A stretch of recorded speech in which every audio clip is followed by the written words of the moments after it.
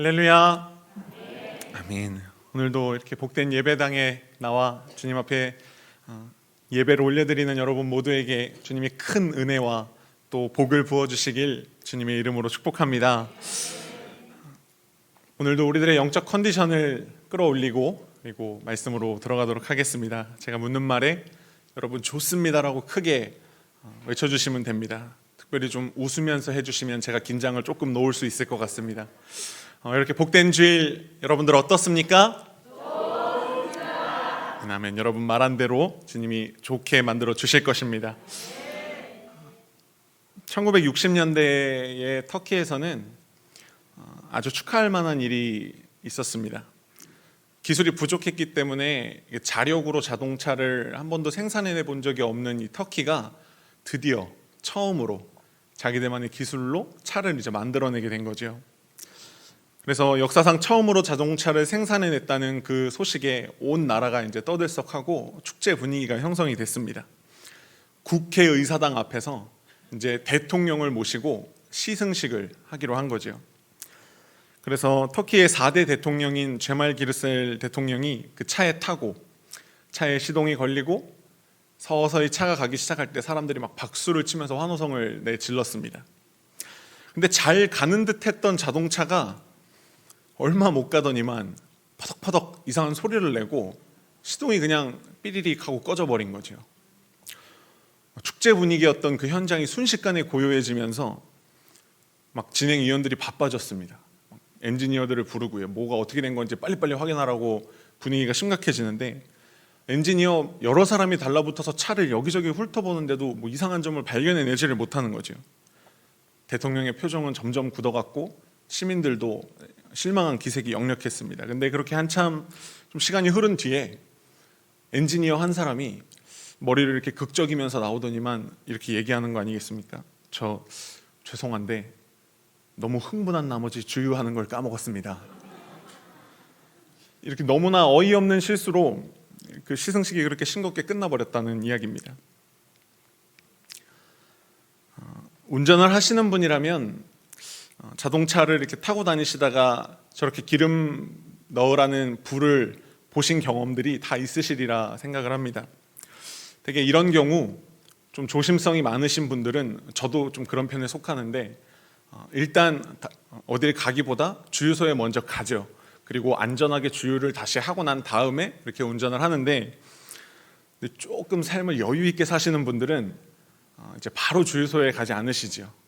조금 더 탈 수 있다는 걸 아시기 때문에 그냥 뭐 이렇게 잘 다니다가 주유소를 만나면 그때 주유하면 되지 이렇게 생각하고 더 타고 다니시는데 다행히 이렇게 잘 주유소를 찾아서 주유를 하게 되면 좋은데 근데 실수로 이 차량을 계속 이렇게 타고 다니다가 기름이 다 떨어져 간다는 것을 모른 채 운전을 계속하게 되면 차에 어떤 일이 생기게 될지를 제가 조금 조사를 해봤습니다. 그랬더니만 이런 문제들이 생긴다고 하더라고요. 첫 번째는 이제 부품이 마모가 되면서 마찰이 된다고 합니다. 그러니까 기름이 이제 충만하게 있을 때는 충족하게 있을 때는 그렇게 부드럽게 이렇게 잘 돌아가던 기관들이 기름이 부족하니까 이제 서로 막 부딪히면서 마찰음을 내는 거예요. 끼릭끼릭거리는 거죠. 그리고 또 자동차에 있어서 배터리는 굉장히 중요한 부품인데 이 배터리에도 기름이 없으면 타격이 간답니다. 그리고 또 하나의 심각한 문제가 있는데 그게 뭐냐면 그 연료통에 쌓여있던 불순물들이 차량으로 유입이 될 수 있다는 거예요. 그러니까 좀 오래 탄 차들일수록 그 연료통 밑바닥에는 작은 그 불순물들이 다 이렇게 깔려 있게 마련인데 이제 기름을 빨아들이다 이제 없으니까 그 밑바닥에 있는 불순물까지 차가 빨아들이는 거죠. 그러면 그게 차에 유입이 됐을 때 큰 문제를 일으킬 수 있다는 겁니다. 그렇기 때문에 기름은 늘 채워져 있어야 한다는 것이지요. 성능이 아무리 좋아도요, 기름이 없으면 그냥 고철덩어리에 불과한 겁니다.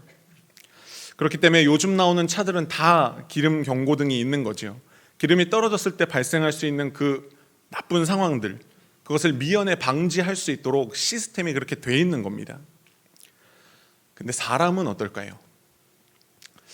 사람에게도 그 안에 에너지가 이렇게 다 고갈이 되어 갈 때 그걸 좀 눈으로 볼 수 있게끔 이렇게 표시해주는 표시등이 있으면 너무 좋을 텐데 안타깝게도 사람에게는 그런 시스템은 없지요. 대신에 이제 그것과 비슷한 기능을 하는 것은 하나 있습니다. 일명 이제 배꼽시계라고 하죠, 우리들이.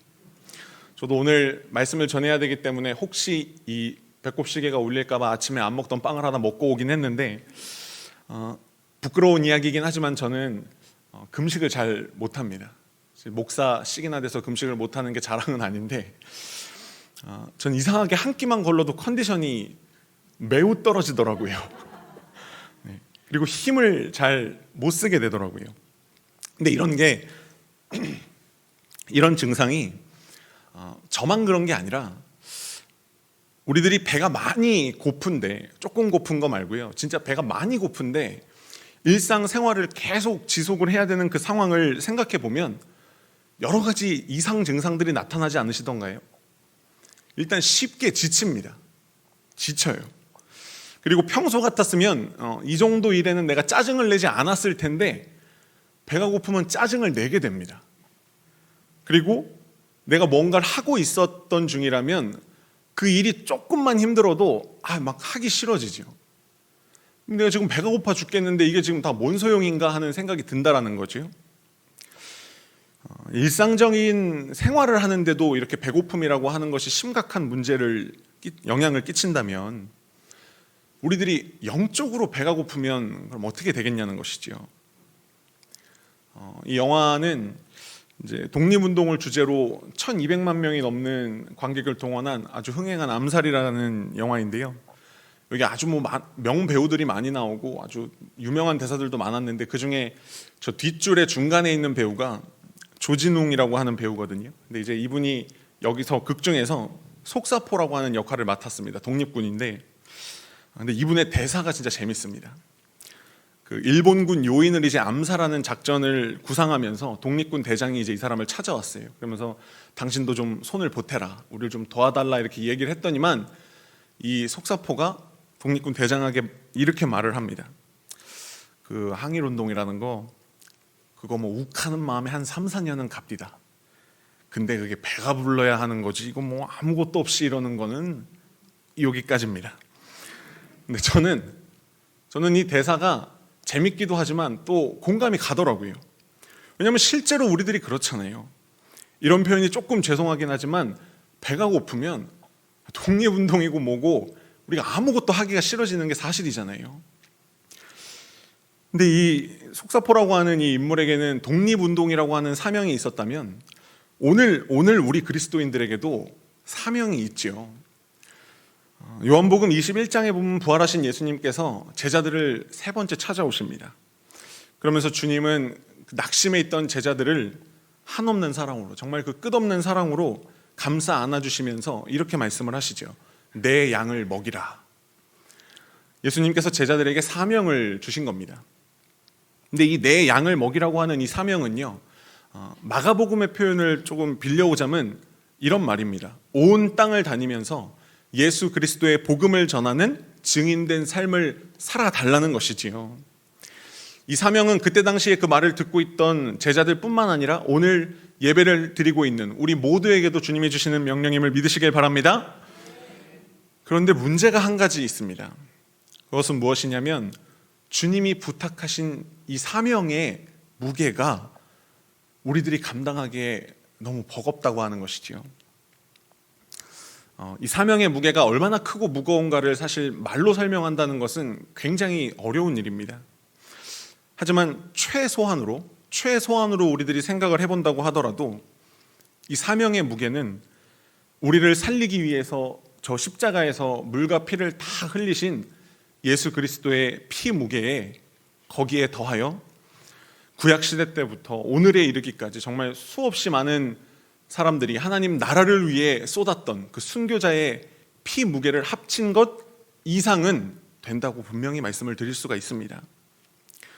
최소한으로 생각해도 이 정도 되는 사명을 예수님께서는 제자들과 또 우리들에게 부탁을 하신 것이지요. 과연 우리가 준비가 잘 되어 있을까요? 먼저 오늘 말씀 속 제자들의 상황이 어땠는지 조금 살펴보기를 원합니다. 우리나라 속담에 난 놓고 기역자도 모른다는 말 있잖아요. 그야말로 글 한자도 모르는 사람들을 표현할 때 쓰는 말인데, 근데 예수님의 제자들은 사실 그런 사람들이었습니다.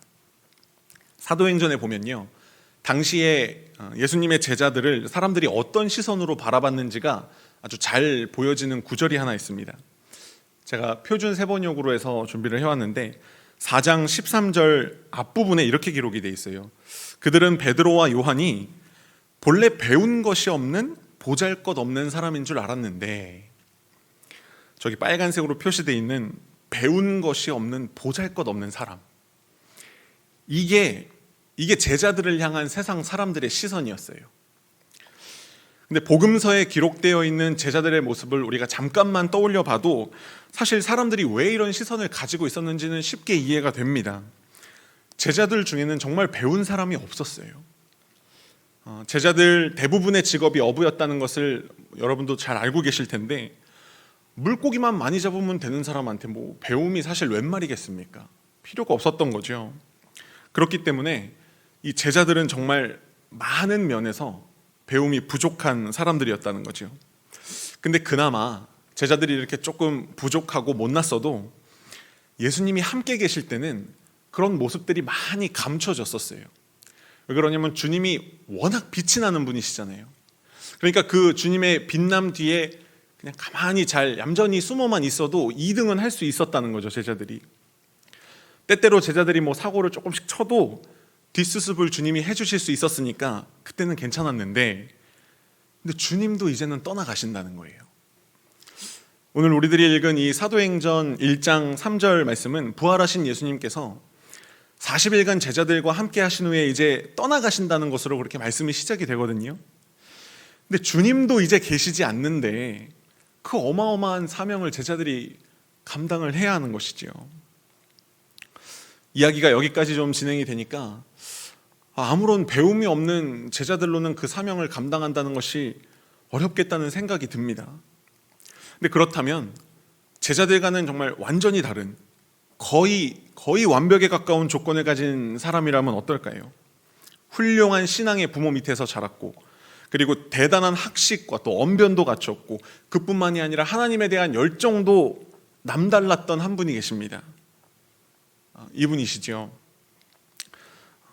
감리교를 시작하신 존 웨슬리 목사님이십니다. 이분은 1705년에 목회자 집안에서 태어났어요. 그리고 저는 특별히 이 웨슬리 목사님의 어머님이신 수산나 웨슬리를 좀 여러분들에게 소개해드리고 싶은데, 이분은 19명의 자녀를 출산하신 정말 대단하신 분이십니다. 자기 배가 아파서 낳은 자녀만 19입니다. 근데 그 중에 물론 9은 좀 어린 나이에 세상을 떠나긴 했는데요. 근데 그 나머지인 3남 7녀를 이 수산나 웨슬레 여사님이 정말 그 신앙교육을 도맡아 하면서 길러내신 거죠. 정말 베테랑 중에 베테랑 어머니가 아닐 수 없습니다. 이 수산나 여사는 자녀들에게 아주 철저한 신앙교육을 시키기로 명성이 자자했는데요. 이 수산나 웨슬리의 자녀 교육을 위한 28가지 규칙, 스케일이 보이시죠? 여러분, 뭐 3가지, 5가지 이런 거 아닙니다. 28가지 규칙이 있습니다. 근데 그걸 다 여러분들에게 소개해드릴 수 없고 몇 가지만 보여드리면 이런 내용들입니다. 첫 번째, 언제나 규칙적인 방법에 따라 생활한다. 두 번째, 생후 1년이 지나면 회초리가 두려운 것을 알게 하여 잘못을 저지르지 않게 한다. 1살 지나면 그때부터 맞는 겁니다. 그리고 세 번째, 매를 맞을 때는 소리내어 울지 않게 한다. 맞아도 못 웁니다. 네 번째, 하루 3끼 외에는 모든 간식을 주지 않는다. 밥 엄청 잘 먹었겠죠? 그리고 5번째는 가족 기도회에 반드시 참여하도록 한다. 이 정도만 봐도 웨슬리 목사님이 어렸을 때 가정에서 어떤 신앙교육을 받으면서 자랐는지 상상이 대충 되시지요. 이렇게 철저한 신앙교육을 받으면서 이 웨슬리 목사님은 엘리트 코스만을 밟습니다. 그러다 21살의 젊은 나이에 영국 명문 대학인 옥스퍼드 대학의 연구 교수가 됩니다. 정말 유능한 인재로 성장을 한 거죠. 그리고 이분이 하나님에 대한 열정도 굉장히 남다르다고 말씀을 드렸잖아요. 이분이 30살이 되던 해에 이제 당당하게 미국의 조지아로 선교사로 그렇게 떠나게 되죠. 근데 현장 경험이 좀 부족한 신학생이나 공부를 많이 한 사람들이 흔히 하는 착각 중에 하나는 뭐냐면, 내가 한번 설교하면 사도행전에 그 베드로가 설교했을 때 막 3,000명씩 눈물을 흘리면서 회개하고 주님께로 돌아온 역사가 나한테도 있겠지라고 하는 착각입니다. 근데 이 웨슬리 목사님은 그냥 일반적인 학생도 아니었고 공부를 정말 많이 한 연구 교수쯤 되는 분이셨으니까 이분이 알고 있는 것들, 또 하고 싶었던 그런 것들이 얼마나 많았겠어요. 그런 기대감을 안고 선교지 땅을 밟은 거예요. 근데 선교사 생활의 실상이 막상 가봤더니만 이분이 머리로 알고 배운 것과는 너무 달랐던 겁니다. 웨슬리 목사님은 어렸을 때부터 보수적인 신앙교육을 받으면서 자라셨는데, 근데 그곳 사람들은 웨슬리 목사님의 그 보수적인 스타일을 막 못 견뎌 하는 거예요. 그러니까 사사건건 이 사람들하고 막 부딪히게 되고요. 그리고 갈등이 막 날이 갈수록 심해졌지요. 그러다가 좀 정말 있어서는 안 될 일이 한 가지 또 발생하게 되는데, 이때까지 웨슬리 목사님이 미혼이셨었거든요. 그래서 이 웨슬리 목사님이 선교지에서 소피아라고 하는 한 여성과 이제 사랑에 빠지게 됩니다. 여기까지는 괜찮아요. 근데 문제는 이제 어릴 적부터 보수적인 신앙교육을 받아온 이 웨슬리 목사님이 자기가 선교사로서 지켜야 할 그 경건 생활과 이 소피아라고 하는 여성과의 사랑 사이에서 이분이 막 갈등하기 시작하는 거예요.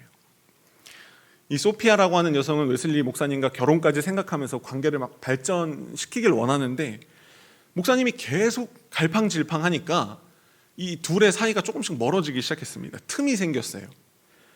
근데 그 틈이 생긴 걸 또 비집고 들어와가지고 웬 남성 한 명이 이 소피아에게 또 청혼을 냅다 한 겁니다.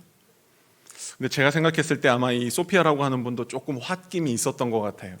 이 청혼을 이분이 받아들입니다. 그래서 충격을 받은 이 웨슬리 목사님이 좀 질투심에 사로잡혔던 것 같아요.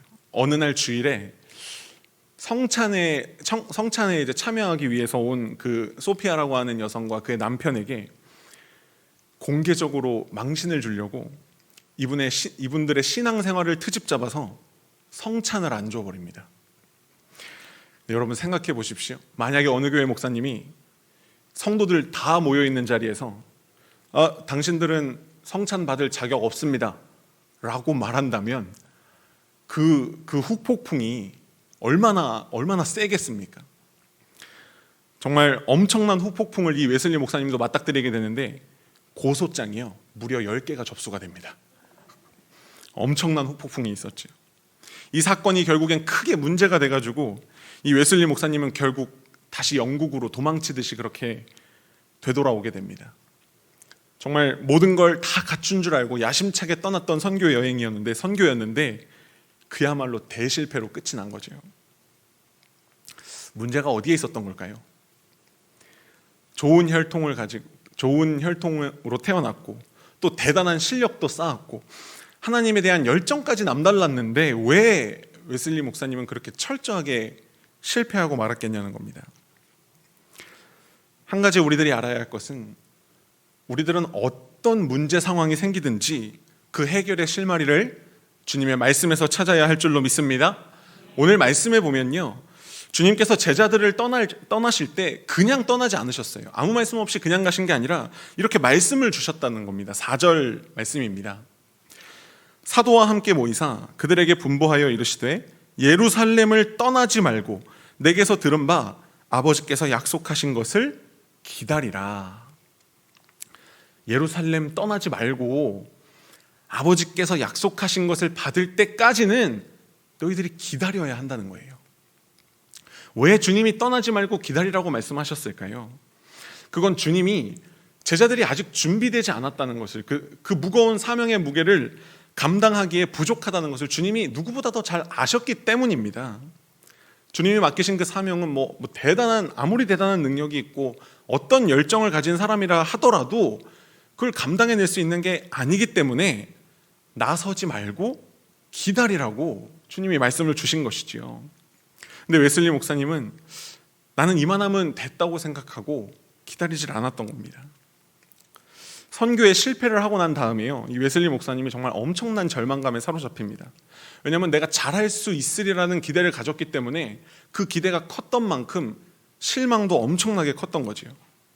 그때부터 도대체 뭐가 문제였는가를 날마다 웨슬리 목사님이 고민하면서 그 문제를 해결하는 데 도움이 될 만한 사람들을 계속 찾아다닙니다. 수없이 많은 대화를 나눠요. 근데 어디에서도 온전한 답을 찾지는 못했습니다. 그렇게 답답한 마음이 막 날이 갈수록 커져가는데 이제 어느 날 저녁 시간이 돼서 저녁 기도회에 참석해야 하는 시간이 돌아온 거예요. 근데 몸도 마음도 너무너무 지쳐있는 이 웨슬리 목사님에게 저녁 기도회에 참석해야 한다라고 하는 것이 어떤 느낌이었을까 제가 생각을 좀 해봤습니다. 우리로 친다면 이런 거 아닐까요? 일주일 내내 직장에서 사람들하고 막 갈등을 겪으면서 막 마찰을 일으키면서 치이고 시달리면서 너무너무 힘들었어요. 근데 이제 금요일이 딱 돼서 이제 오랜만에 좀 집에 가서 좀 마음을 놓고 쉬어야겠다 하고 무심결에 시계를 딱 봤더니 정확히 금요 철야 기도에 가야 될 시간이 된 거죠. 이럴 때 어떻게 하시겠습니까? 근데 우리들이 머리로는 너무너무 잘 알아요. 이럴 때일수록 더 기도해야 되고 기도의 자리에 가야 된다는 거 알죠. 근데 이런 고민 아마 하게 될 겁니다. 이렇게 피곤하고 힘든데 기도회에 꼭 가야 되는 건가? 한 가지 위로가 되는 사실은 뭐냐면요, 웨슬리 목사님도 우리와 같은 심정이셨다는 겁니다. 이분이 그때의 심정을 이렇게 기록을 하셨어요. 기도회에 가기가 별로 내키지 않는 심정이었다고요. 근데 고민은 잠시뿐이었고요, 이 웨슬리 목사님은 끝내 그 피곤하고 지친 몸을 이끌고 기도회에 참석하기 위해 그 올더스게이트 거리를 걷게 됩니다. 그 모습을 우리들이 한번 상상해 보자고요. 어딘가 아마 나사 하나 빠진 사람처럼 터벅터벅 정말 몸에 기운 하나 없이 그렇게 걸어갔을 겁니다. 코트를 입고 있었다면 코트 주머니에 손을 푹 집어넣은 채 간신히 그렇게 걸음을 떼면서요. 아마 그 기도의 자리에 도착해서도 저 맨 뒷자리 어디쯤 앉았을 겁니다. 기름이 동인한 자동차처럼 웨슬리 목사님도 그냥 가만히 앉아서 말씀을 기다리는 것 외에는 아무것도 할 수가 없었습니다. 근데 그때 이제 웨슬리 목사님의 귓가에 누군가가 마틴 루터의 로마서 주석 서문을 읽는 그 소리가 들려오게 됩니다. 그 말씀을 듣는 순간 웨슬리 목사님은 이상하게 마음이 따뜻해지는 경험을 하게 돼요. 마음에 자리 잡고 있었던 그 어둠이 물러나고 빛이 임하기 시작하고요. 그리고 차갑게 식어버렸던 그 마음이 다시 따뜻해지기 시작했다는 겁니다. 정말 놀라운 것은 그날의 그 경험 이후 웨슬리 목사님의 삶이 180도 달라지게 됩니다. 과거에 선교지에서의 그 목회를 감당하지 못하고 힘들어했던 이 웨슬리 목사님이 이 경험을 하고 나서는요, 그 당시에 술과 또 도박과 폭력으로 정말 완전히 침체되어 있었던 영국의 모든 교회들을 되살리는 부흥운동의 주역이 되게 됩니다. 정말 말 그대로 그 무엇도 그 누구도 웨슬리 목사님을 말릴 수가 없었습니다. 그날 이후 50년 동안 웨슬리 목사님이 복음을 전하기 위해서 말을 타고 다닌 거리가요, 무려 지구를 10바퀴 돌 수 있는 거리라고 합니다. 근데 이게 잘 수치가 와닿지 않으시죠? 제가 계산을 또 해봤습니다. 50년간 지구 10바퀴 도는 거리를 다니려면 도대체 하루에 얼마나 다녀야 되는 건가 제가 계산을 해봤더니 1년 365일 하루도 빠지지 않고 하루에 약 22km에서 23km를 다녀야 됩니다. 그래야 지구 10바퀴를 돌 수가 있어요. 오늘 제가 주보 표지에 실어드린 그 웨슬리 목사님이 거리에서 복음을 열정적으로 선포하는 모습, 여러분, 웨슬리 목사님은 이렇게 말씀을 들을 수 있는 사람이 있는 곳이라면요, 거기가 어디든지 얼마나 멀리 떨어져 있든지 가셔서 복음을 정말 열정적으로 선포하신 거예요. 무엇이 웨슬리 목사님 안에 정말 엄청난 변화가 있지 않았다라면 어떻게 이 힘든 일과들을 하루에 22km, 23km씩 가서 가는 곳마다 또 목이 터져라 복음을 외치는 이 일을 할 수 있었겠냐는 것이지요.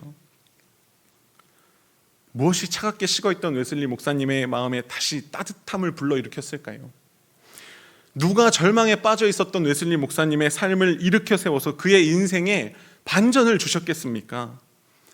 성령 하나님이 하셨음을 믿으시길 바랍니다. 내 힘으로는요, 정말 아무것도 할 수 없다는 것을 철저하게 깨닫고, 그리고 아버지께서 약속하신 것을 기다렸을 때 성령의 기름이 위로부터 웨슬리 목사님에게 임한 것이에요. 다시 안에서부터 성령의 기름이 차 올랐다는 겁니다. 그동안에 우리들이 마주했던 문제 상황들을 가만히 한번 떠올려 보시길 바랍니다.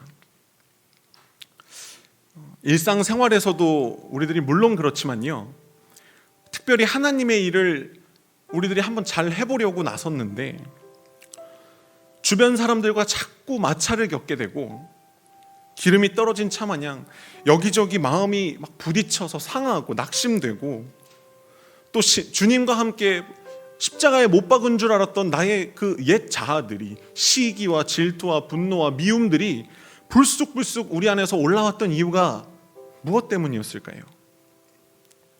우리 안에 성령의 기름이 떨어졌기 때문이라는 겁니다. 혹시 지금 이렇게 성령의 기름이 떨어져 있다고 우리의 영에 지금 불이 들어와 있지는 않습니까? 오늘 이 예배의 시간이요, 정말 주님이 약속하신 것을 기다리는 시간이 되길 간절히 소망합니다. 주님께 성령의 기름을 채워달라고 이 시간에 간구하십시오. 주유소에서만 가서 가득이라고 말할 게 아닙니다. 오늘 이 예배를 통해서도 성령의 기름을 나에게 가득 채워달라고 주님께 구하시길 바랍니다. 사도행전 1장 8절에서 주님이 이렇게 말씀하셨습니다. 오직 성령이 너희에게 임하시면 너희가 권능을 받고 예루살렘과 온 유대와 사마리아와 땅끝까지 이르러 내 증인이 되리라 하시니라. 성령이 우리에게 임하시면요, 우리는 권능을 받게 됩니다. 성령이 우리에게 임하시면요, 우리는 사명자가 될 것입니다. 성령이 우리에게 임하시면 우리는 증인이 될 것입니다. 오늘 예배를 통해 성령의 기름을 가득 채우고 오늘 말씀에 기록되어 있는 것처럼 땅끝까지 이르러 주님의 증인된 삶을 살아내는 우리들이 되기를 주의 이름으로 축복합니다. 우리 이 시간 성령의 기름 부음의 은혜를 사모하면서 함께 뜨겁게 박수하며 찬양하겠습니다.